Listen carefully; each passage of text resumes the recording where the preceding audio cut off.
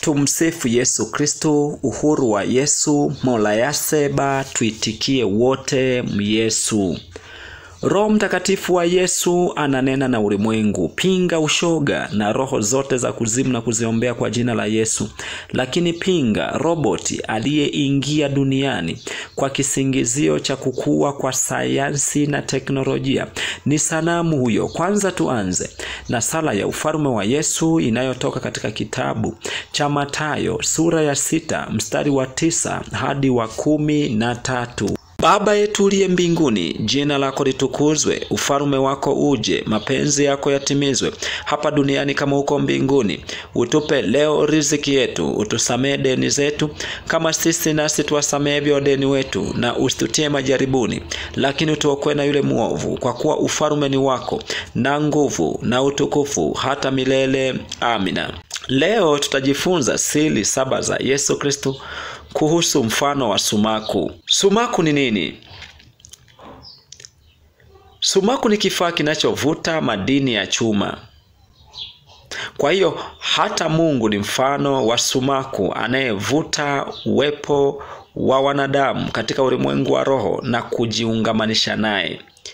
Hivyo Mungu wa mbinguni ni mfano wa sumaku kuu ya ulimwengu. Mungu kuna vitu huvuta na kuvishikilia kama sumaku. Mfano, maombi ni njia kuu ya kuvuta uso wa Mungu, na maombi ndiyo njia pekee yenye ahadi kwa muombaji. Maombi ni njia kuu ya kuvuta uso wa Mungu. Pia maombi ndiyo njia pekee yenye ahadi kwa Mungu. Rejea Mathayo 7 mstari wa 7 hadi wa 8 inasema: Ombeni nanyi mtapewa, tafuteni nanyi mtaona, bisheni nanyi mtafunguliwa. Kwa maana kila aombaye hupokea, naye atafutaye huona, naye abishaye atafunguliwa. Umeona? Pia Yesu mwenyewe alinena maombi jinsi yalivyo na nguvu na akatoa ahadi. Yohana 14 mstari wa 13 hadi 14 inasema: Nanyi mkiomba lolote kwa jina langu, hilo nitalifanya, ili Baba atukuzwe ndani ya Mwana. Aliongea nani? Ni Yesu mwenyewe. 14 Mkiniomba neno lolote kwa jina langu nitalifanya. Alinena nani huyo? Yesu mwenyewe. Umeona? Kitu cha pili ni ibada. Ibada ni mchanganyiko wa njia zaidi ya njia moja zinazotumika kuvuta uso wa Mungu. Mfano, maombi, nyimbo za sifa na kuabudu neno la Mungu. Maombi kama yenyewe na shukrani, sala na kadhalika. Kwa hiyo ibada hii imekusanya vitu mbalimbali ambavyo pia huvuta uwepo wa Mungu na kufanya muunganiko kama jinsi sumaku inavyovuta vitu vya elementi ya chuma. Kitu cha tatu ni sala. Sala ni barua yenye maombi inayotumwa na mtu kwenda mbinguni katika ulimwengu wa roho. Unaweza kupeleka maombi yako au sala yako katika wimbo au maneno bila wimbo.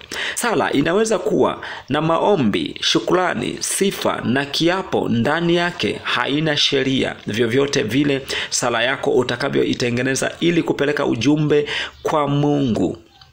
Mfano, Mathayo 6 mstari wa 9 hadi wa 13 ni sala ambayo Yesu Kristo alituelekeza namna ya kupeleka barua yetu kwa Mungu wa mbinguni. Inavyosema, Yesu akawaambia wanafunzi wake, Basi ninyi salini hivi: Baba yetu uliye mbinguni, jina lako litukuzwe, ufalme wako uje, mapenzi yako yatimizwe hapa duniani kama huko mbinguni. Utupe leo riziki yetu, utusamee deni zetu kama sisi nasi tuwasamehe wadeni wetu, na usitutie majaribuni, lakini utuokoe na yule muovu, kwa kuwa ufalme ni wako na nguvu na utukufu hata milele. Amina. Umeona?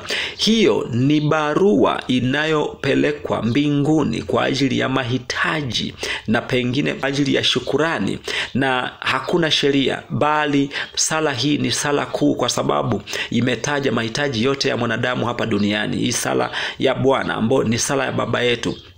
Kitu cha 4, neno ni ushuhuda wa injili ya Yesu Kristo iliyoshinda vita vya uongo wa neno la shetani.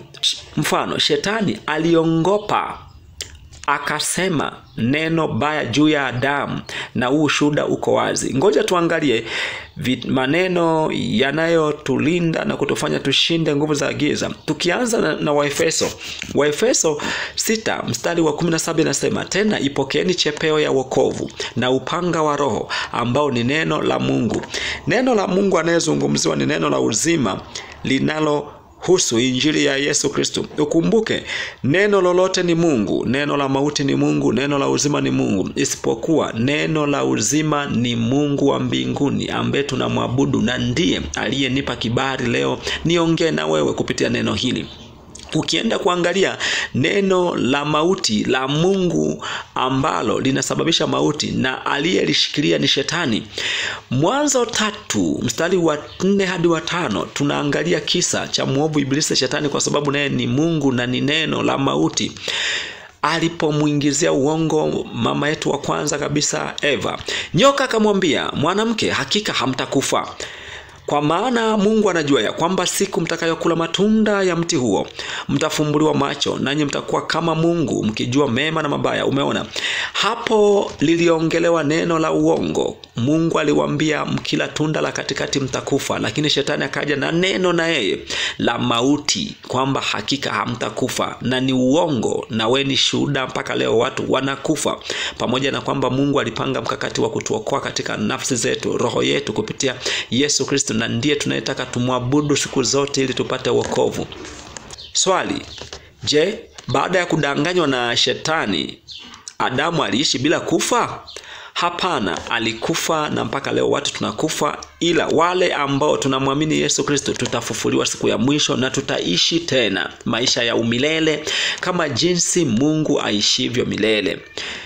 Mungu alinena Yohana 3 mstari wa 16, kwa maana jinsi Mungu aliupenda ulimwengu hata akamtoa mwanawe wa pekee, ili kila mtu amwaminie asipotee bali awe na uzima wa milele. Ndiyo ushuhuda unaotushuhudia kwamba ukimwamini Yesu Kristo, pamoja na kwamba neno la mauti la Mungu ambalo lilipitia kwa huyu Shetani halitakuua, bali utakufa mwili, roho utafufuka na utapewa mwili mgumu mfano wa dhahabu ambao utaishi nao milele pasipo kufa. Kitu kingine kinachovuta nguvu ya Mungu ni kama sumaku, haki. Haki ni sumaku inayomvuta Mungu katika ulimwengu wa roho, katika miili yetu.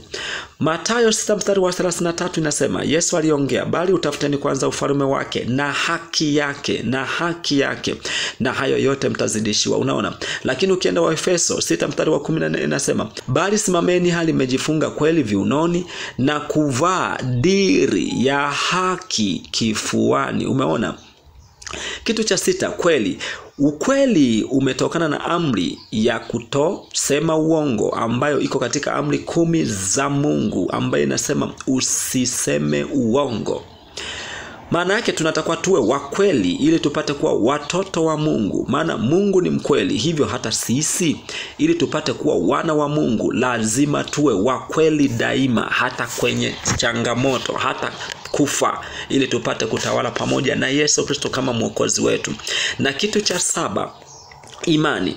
Imani ni sumaku pia, na ndio yenyewe iliyotengeneza sumaku ya Mungu. Imani ni kuwa na hakika juu ya njia zote hizo ambazo tumejifunza hapo juu. Maombi, ya pili inayohusu ibada, ya 3 sala, ya 4 neno la Mungu, ya 5 haki, ya 6 kweli, na ya 7 imani. Ndio inazikusanya zote hizo njia ambazo zinauvuta uwepo wa Mungu ili upate kutawala na Mungu.